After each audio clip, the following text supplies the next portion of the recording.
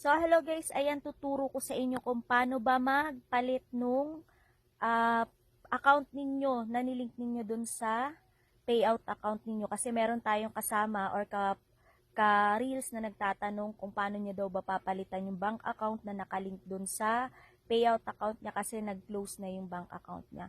So, ito yung una mong gagawin sis. Punta ka lang sa professional dashboard mo, then click. After nun, hanapin mo yung payouts, tapos i-click nyo po. Then, makikita nyo sa taas yung settings. Open nyo lang guys yung settings.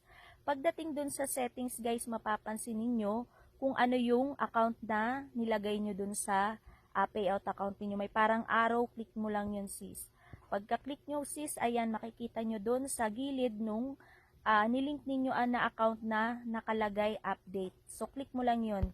Tapos, ayan ang lalabas. Makikita ninyo yung mga account na pwede ninyong pag-transferan, bank transfer, PayPal, or ano pa man. So, i-click nyo lang yung link payout method once na nakapili na kayo. Pero, ayan nga nakalagay dyan, to protect your account, a 5-day hold will be placed if you update your payout methods.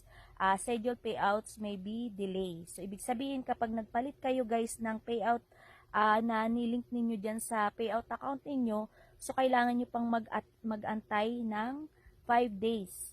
So, ito yung nakalagay dito. To protect your account,